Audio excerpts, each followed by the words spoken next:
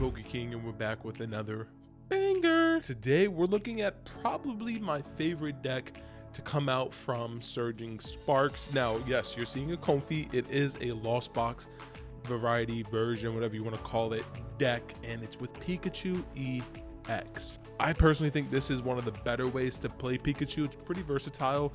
It's really fun. It's easy to get the energies attached to Pikachu EX, which once again, 3 of each different type of energy can be hard, but let's dive into the deck profile and I'll explain anything that kind of really needs to be explained. This doesn't need to be explained. This is the best Lost Zone card, Lost Box card.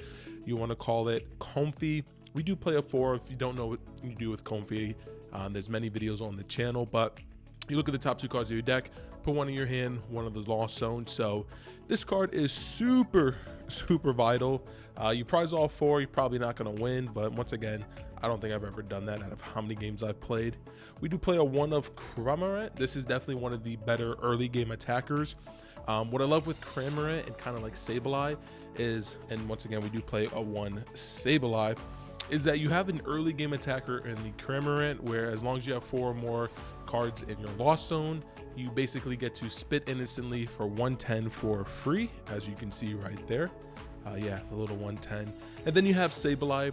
When you have 10 or more cards in your Lost Zone, this gets to put 12 damage counters spread out around your opponent's Pokemon. So I love having the Sableye and the Cramorant in the deck. And with Sableye, it's really needed because this is a turbo deck, very similar to the Turbo Lost Box deck from last format.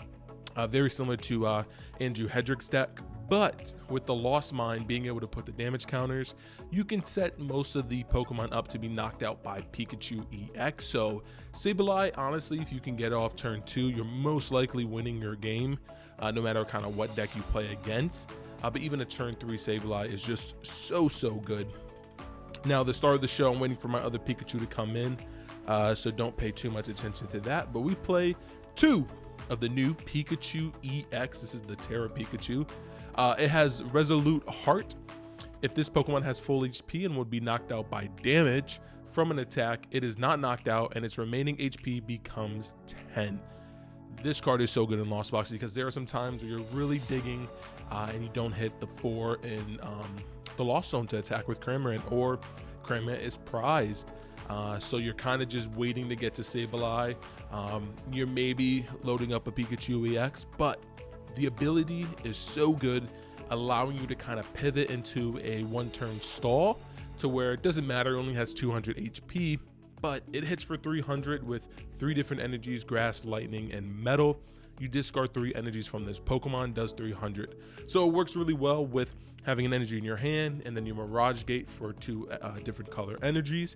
And Pikachu can just hit a lot of damage. So Sableye sets them up and then Pikachu X finishes them off. We play the 1 of Iron Hands EX. It's just too good against Gardevoir, which is a harder matchup. This also allows you to attack into the stall matchup with the Cornerstone Ogerpon. So Sableye can set up the damages there on the Cornerstone, and then you can amp to take 3 prizes. So Iron Hand is always good, especially for any rogue decks, and also it's really good against Ancient Box. We play the 1 Blood Moon Ursaluna.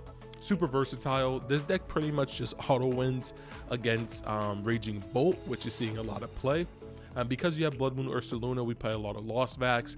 We're really not scared of any of the Bravery Charms. We know our hand of like 20 with the Chorus is going to stick because they only play the 1 Iono. So Blood Moon Ursaluna just becomes a really beefy attacker. We play the 1 Radiant Greninja. You really want to just be able to go deep into the deck. So Radiant Greninja is just a little bit better than something like a Radiant Charizard. We already have big hitters. We just want to make the deck more consistent. You have to play the Manaphy. I tried to cut this card. You absolutely have to play this against Chin Pao. You may run up against that, but against the Regidraco matchup, you can't let them Kyurem you for free. When I played at Baltimore, my first win of the actual tournament was against a Sablezard deck that had no Manaphy, and 2 turns, it's pretty much over. There's no way for them to really bounce back from that. So you have to play the Manaphy. Iron Bundle, super cheeky, allows you to do some cool plays. If you don't have like the Prime Catcher or the Boss, you can use Iron Bundle to kind of force out, kind of an annoying like a Flutter Mane or something like that. Of course, you can't force out a Klefki. I wish you could. But, you know, Flutter Mane, this is your way to get around it if they don't set up the second one on the bench. So that is actually all that we play for Pokemon. We'll take a look at the supporter, trainer, and tools and stadium lineup. So the best Lost Box supporter is, of course, Colress Experiment. You look at the top 5, put 3 in your hand, 2 in the Lost Zone. So it's a Comfy on ×5 or ×3 crack, whatever you want to look at it. Or I mean, Sugar Overload. We play a 1-of Boss, and that's pretty much the supporters. You can play Roxanne. The deck list is just very tight, especially with the energies. Yeah, so it's pretty hard to kind of play another Roxanne. You could maybe cut down on a Buddy Poffin. But you just kind of want to be very consistent because we are playing Pokestops, so you want to play as many items as you can. We had the 4 Nest Ball, super important.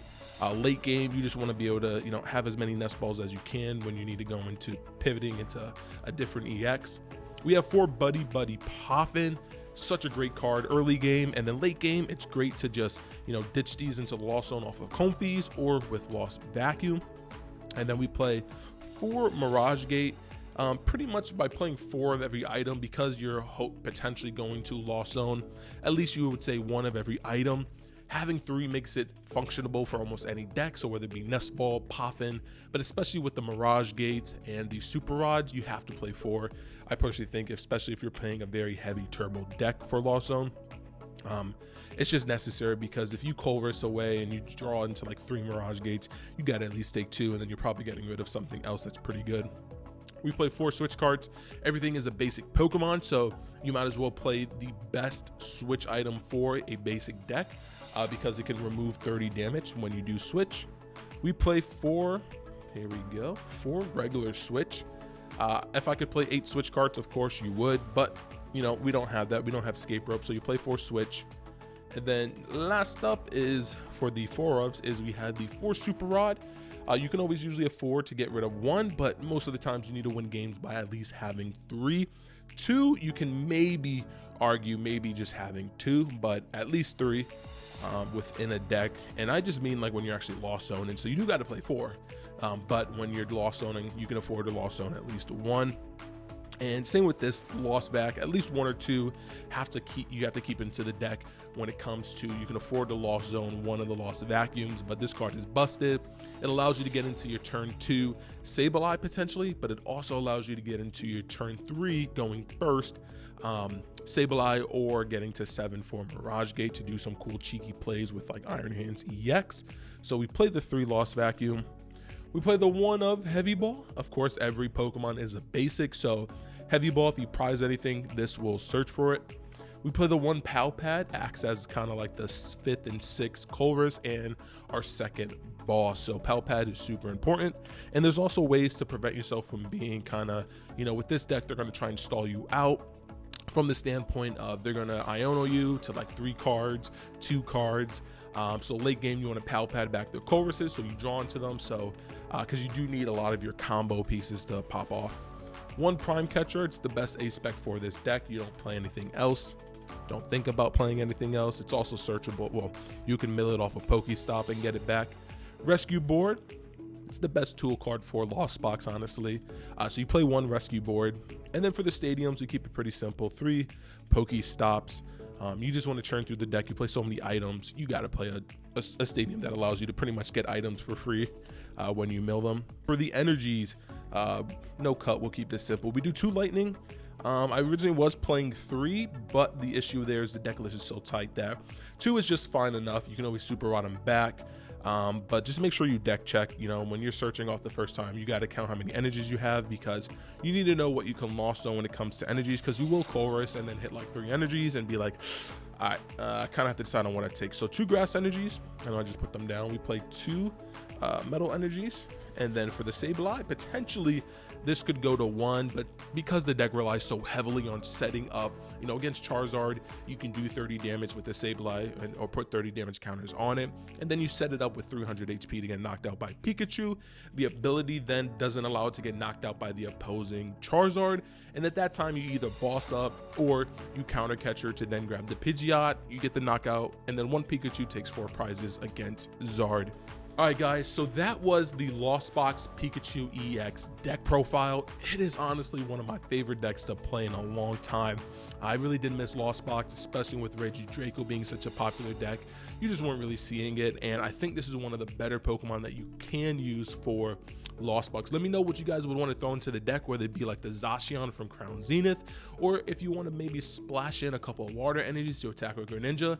Let me know in the comment section down below, what would you tweak to this deck? Make sure to like, comment, subscribe, become part of the Poke Kingdom. It's been your king. Peace.